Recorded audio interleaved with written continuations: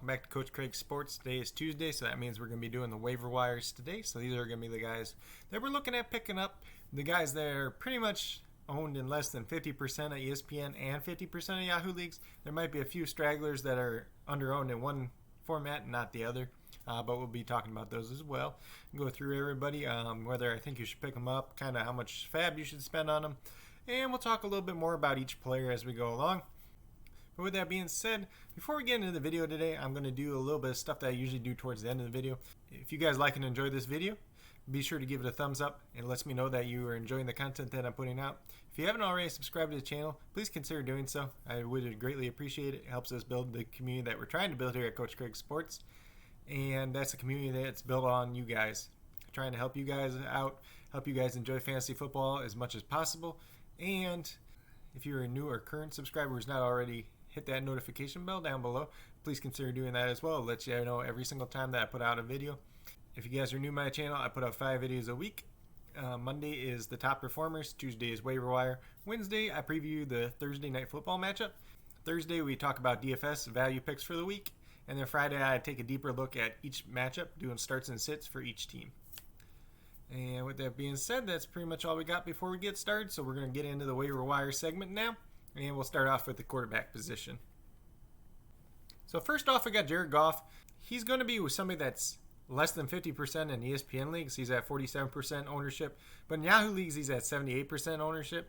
So if you're in ESPN league, it's kind of 50-50 shot if he's out there. If you're in Yahoo, likely that he's taken already. But he's somebody to talk about at least, kind of as a streamer option, or if you're looking to replace like Dak Prescott, who's going to be out for the rest of the year now. He was 21 out of 30, 309 passing yards, 2 touchdowns, 1 interception this past week. He ran for 0 yards but got a rushing touchdown, 28.36 fantasy points. This is 6-point per passing touchdown format. If you're in a 4-point per passing touchdown format, just adjust accordingly. It knocks him down to about 24 points in this case. He goes against San Francisco this week, who did give up 3 touchdowns to Ryan Fitzpatrick. Their cornerbacks are pretty beat up, and it's a good matchup for him. And I believe it's one that him and like Cooper Kupp and Robert Woods could definitely take advantage of in week 6. Next up, we got Kirk Cousins again. Like we talked about him a little bit last week because he was playing against Seattle. Good streamer matchup. He goes against arguably the best streaming matchup in all of football next week against the Atlanta Falcons, whose defense has been bad. We'll have to see if their team turns it around a little bit now that Dan Quinn's been fired. Their defensive coordinator is actually the one that was promoted to head coach now. He was formerly the Buccaneers head coach, and so we'll see if he does a lot of the defensive side of this stuff still, or they play inspired for him. There's a lot of little factors that work out to it.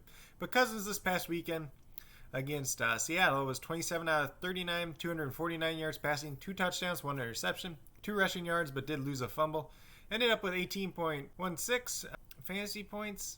So honestly, it wasn't that great of a game for him, but going against Atlanta is definitely a good matchup.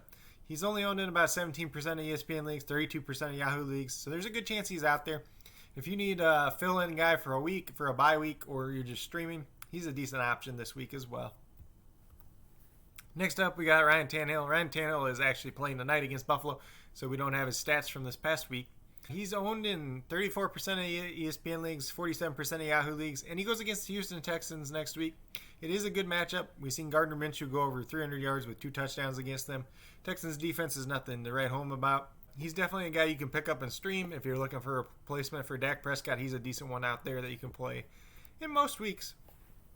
Next up, we got Ryan Fitzpatrick himself.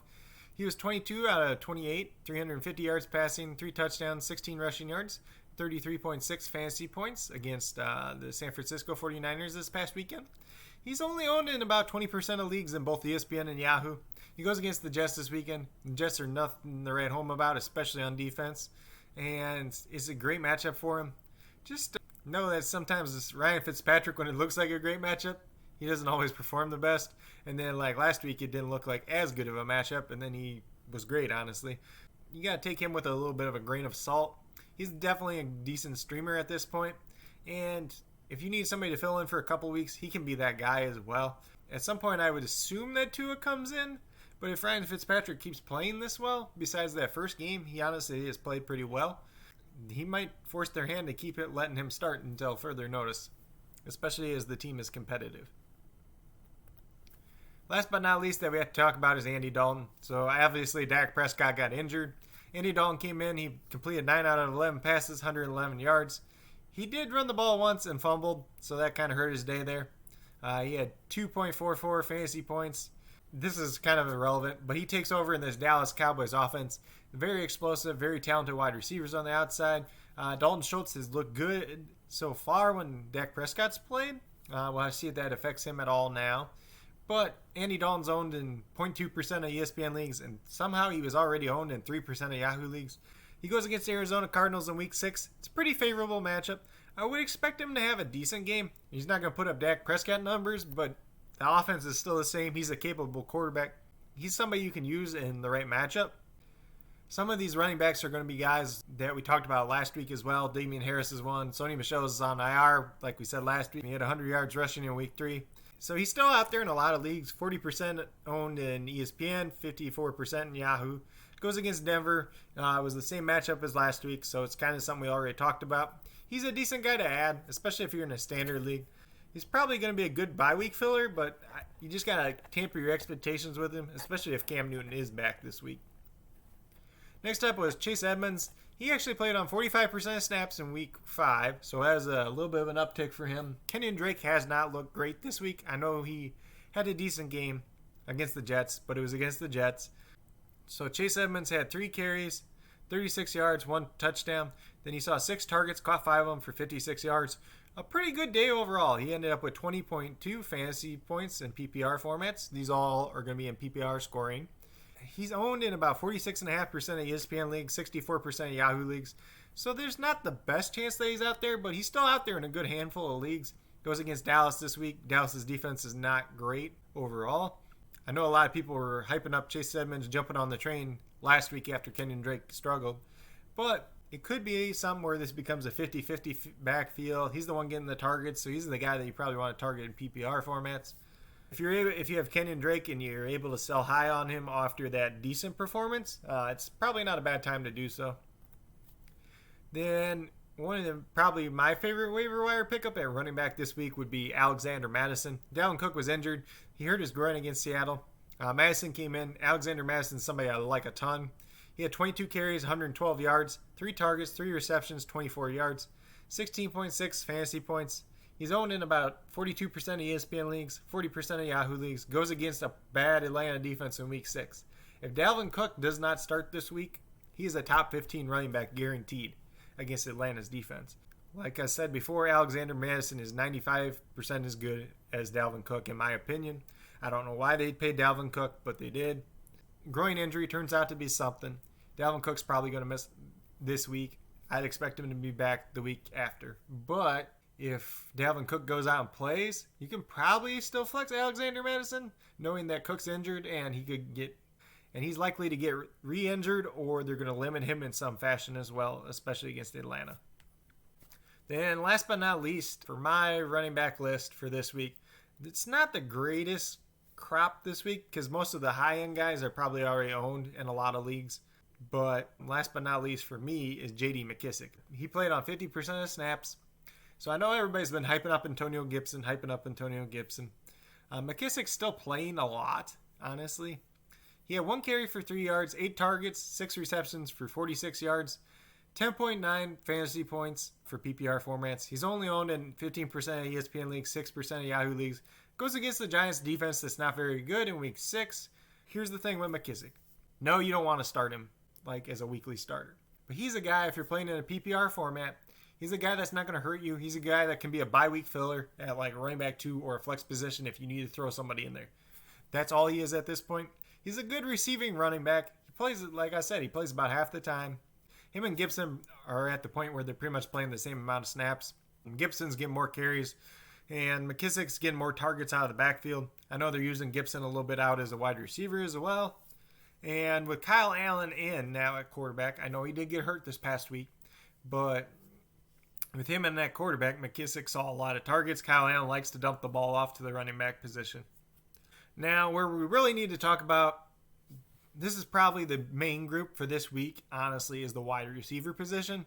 So we're going to start out with the biggest boom player of the week, which was Chase Claypool. He played on 69% of the snaps, Deontay Johnson got hurt in this one. Obviously, it helped Claypool out quite a bit. We'll have to see if Johnson's injury is something that's going to keep him out this week as well. But Claypool saw 11 targets, caught 7 of them, 110 yards, 3 touchdowns. And then he also had 3 carries, 6 yards, and 1 rushing touchdown as well. So 4 total touchdowns, 42.6 fantasy points. He is somebody that's going to be the hottest waiver wire pickup this week. He's owned in 9% of ESPN leagues, 16% of Yahoo leagues. And he goes against Cleveland this week, so it's another good matchup for him. Like I said, just be aware if Deontay Johnson plays this week. Do not expect Chase Claypool to get 4 touchdowns again this week. I probably wouldn't expect him to have 11 targets either. But if Deontay Johnson misses, maybe he gets 8 targets, gets 5 catches, and a touchdown. That's still a good week.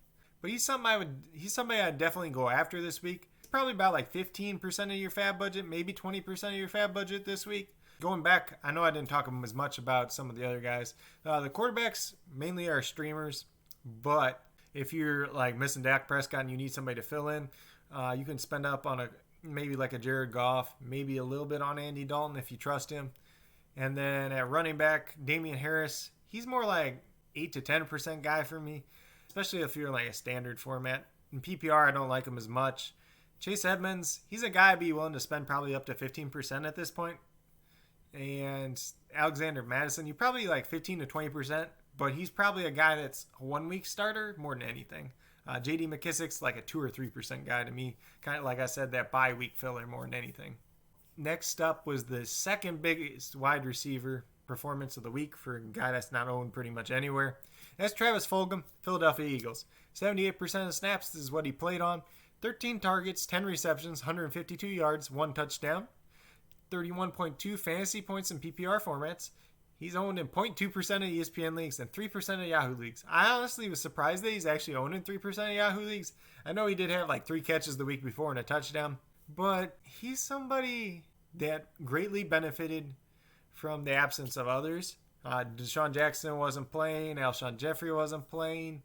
Honestly, he's not awful, but he's not somebody I would count on week in, week out basis. He's somebody that you want to pick up, put on the end of your bench, and see if he does anything more for the rest of the year. If he gives you a couple of weeks in a row where he's coming off and they use him in their offense quite a bit, then you can roll him out. But until that point, I'm not really trusting him to be started. Goes against the Baltimore Ravens in week 6, so not a great matchup by any means for him. So he's a guy, he's like a 1 or 2% of your fab budget bench stash type of option to me.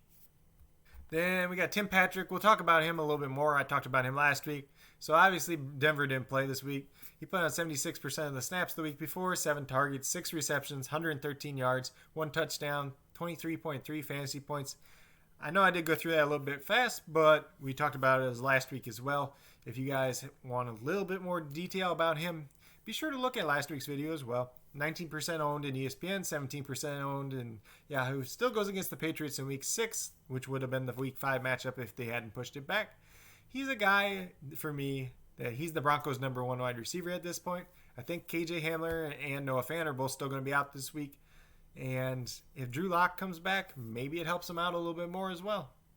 And Tim Patrick, for me, he's like a 5 to 7% of your fab budget type of guy. Because I think he's somebody that you're going to be able to play more weeks than not going forward. Speaking of somebody that really performed this past week was Mike Williams. Played on 77% of snaps, saw 8 targets. He had 5 receptions, 109 yards, 2 touchdowns. So his fantasy points is wrong here, actually. It would have been 27.9 fantasy points in PPR. That's a really good day for him. He had 2 touchdowns. If you look back to last year, Mike Williams only had 2 touchdowns the whole year, which was kind of insane. But he's a guy that's a big play option. He had 49 catches last year for 1,000 yards, which is insane. Like, nobody does that, honestly. And now you got a quarterback that can actually throw the deep ball instead of Phillip Rivers and Justin Herbert. Williams looked like he was pretty healthy last night for the first time all year. And Keenan Allen left with a back injury, so that obviously helped Williams out in this game. But I think Mike Williams is somebody to consider moving forward. And if he's out there on your waiver wire, he's somebody you should definitely pick up, and he's somebody that you can play in good matchups. He's owned in 35% of ESPN leagues, 40% of Yahoo leagues. He has a bye week in week 6, so he's not somebody that you're going to be able to pick up and start right away. But he's a guy that I do like the rest of the season. I think he's a guy that you can probably spend 5 to 7% of your fab budget on and be all right there, because he's a guy that's probably going to help you out more weeks than not. We'll have to see if they use him a little bit more down in the red zone because he is a big guy down there as well. The one year he did have 10 touchdowns. So he's a red zone threat. He's a deep play threat. He's definitely somebody the Chargers can use, especially with Justin Herbert now at quarterback. Jess Smith, we talked about him last week as well. He's a guy that kind of came out of nowhere. He played on 95% of snaps 2 weeks ago and then 99% of snaps this past week. That's insane for a wide receiver. You know how many wide receivers play on 99% of snaps? Almost zero. And the fact that he came in, was on injured reserve, played 95% of snaps, then 99% of snaps, means the Jets trust him. He saw 11 targets in this one, only caught 3 passes for 23 yards. Honestly, I didn't watch this game, so I don't know if it was him dropping balls, if they were off-target passes, if it was more on Joe Flacco or him. But he's definitely somebody that's getting volume, getting playing time, so he's definitely somebody you want to consider. He ended up with 5.3 fantasy points, owned in pretty much 1% of ESPN and 1% of Yahoo leagues. Goes against the Dolphins defense in week 6. The Dolphins defense was better against the 49ers, but it's still not great overall. And Jeff Smith's somebody that could capitalize on that if he gets the chance, honestly. But he's definitely somebody you want to pick up. 2 to 4, 2 to 5% of your fab budget. He's a wide receiver you can put on the end of your bench, and as the season goes along, kind of see how he does. And if he's doing well, you can play him in good matchups. He's definitely not somebody I'd be afraid of at this point. We'll talk about N'Keal Harry again. I talked a lot about him last week as well. So a lot of it pretty much remains the same. His ownership percentage did go down a little bit. 38% in ESPN, 32% in Yahoo.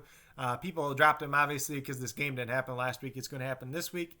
Broncos aren't great against the passing attack. If Cam Newton's out, I think N'Keal Harry gets a bump from this. But if Cam Newton plays, Harry's probably a guy that you're just going to pick up, put on the end of your bench, and see how he performs over the course of the year. He's 2 to 4% of your fab budget type of guy. Kind of like some of these other guys, bench stash, see how he does. But if given the chance, he could perform. Then now we really have to talk about T. Higgins. I know I talked about him the week before, but he played on 81% of snaps in this game. AJ Green left with, I believe, a hamstring injury. Surprise, surprise, AJ Green getting hurt again. AJ Green honestly has looked bad this year anyways. And T. Higgins saw 8 targets once again, caught 4 of them, 62 yards, 10.2 fantasy points, owned in 42% of ESPN leagues, 53% of Yahoo leagues. So it's kind of like a 50-50 shot if he's out there, honestly. He goes against the Colts in week 6, and the Colts defense has been very good this year. But I think T. Higgins might have the best matchup out of the wide receivers for the Bengals this week.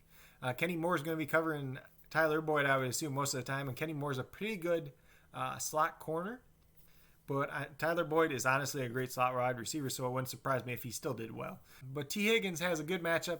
I assume he's going to go against Xavier Rhodes, who honestly was bad with Minnesota. He's looked better this year with the Colts, but it's definitely a matchup that a younger player in T. Higgins could take advantage of. Joe Burrow and T. Higgins obviously have a great chemistry, and we're seeing that so far this season. Then we got Laviska Shenault, playing on 69% of snaps this past week against the Texans. Saw 8 targets, caught 7 of them for 79 yards, 14.9 fantasy points, owned about 32% of ESPN leagues, 34% of Yahoo leagues. So a pretty good chance that he's out there, honestly. Something interesting in this game is he didn't see a carry. Obviously, he's been seeing a carry pretty much every other game. He goes against the Lions in week 6. DJ Chark did roll his ankle towards the end of the game. We'll have to see if he plays this week. And honestly, if Chark doesn't play, Laviska might be interesting. But he's somebody that's actually played better when Chark's been on the field as well. But he's definitely a guy you can pick up. He's somebody that's not going to hurt you at all, honestly. He's been pretty consistent, especially in PPR formats. And he might not be the greatest playing standard because he hasn't really, I think he's only got the 1 touchdown. But in PPR, he's definitely somebody you can plug in on your flex, plug in your last wide receiver spot on bye weeks, and he's not going to hurt you. So he's a guy I'm probably looking about, 4 to 6% of your fab budget because I think he has value going forward. Then we'll move over to tight ends. Tight ends is honestly a mess right now. There's not many tight ends performing. Most of the tight ends are actually owned in most leagues. So this is the main one for me this week. So I got Eric Ebron. Played on 77% of snaps this past week, 6 targets, 5 receptions, 43 yards. I believe he did have a fumble as well, so that knocked his numbers down a little bit. He has 7.3 fantasy points, owned in about 38% of ESPN leagues, 53% of Yahoo leagues. So he's out there in a good amount of leagues still. Goes against Cleveland, who has not been good against the tight end in week 6. Eric Ebron actually has arguably the easiest tight end schedule remaining. The Steelers have tried to get him involved in the offense. He's playing on more snaps. And Big Ben has typically liked to throw the tight end. So he's definitely somebody to go out and add if you're looking for a tight end, if you need a tight end, or you need a bye week replacement if he's available in your league. I know I don't have Austin Hooper on this list, but he's another guy I'm kind of looking out for on this one. He played well, saw a lot of targets again. He's not somebody I'm a huge fan of. I know I talked about him in yesterday's video, but he's a little bit more owned than Eric Ebron. That's why I didn't put him on this list specifically. But he's a guy that could see some value if his targets remain this high. Ebron for me is kind of like a 2 to 4% of your fab budget. Hooper is probably about the same at this point, honestly. Tight ends are very, very hit or miss this season, honestly. But just like with Hooper, just remember David Njoku's back now. And Harrison Bryant's looked all right when he's played. So Hooper could lose a little bit of his value over time, especially as Njoku plays more. Then last but not least, we got defenses to consider. These are the ones that I'm considering. So Denver's first. Owned in about 40% of ESPN leagues, 29% of Yahoo leagues. Their defense isn't great overall, but they go against the Patriots in week 6. If Cam Newton doesn't play, if Jared Stidham or Brian Hoyer starts, it could be an advantageous matchup, and this one could cause some turnovers as well. New York Jets. I know they didn't look good last week against Arizona.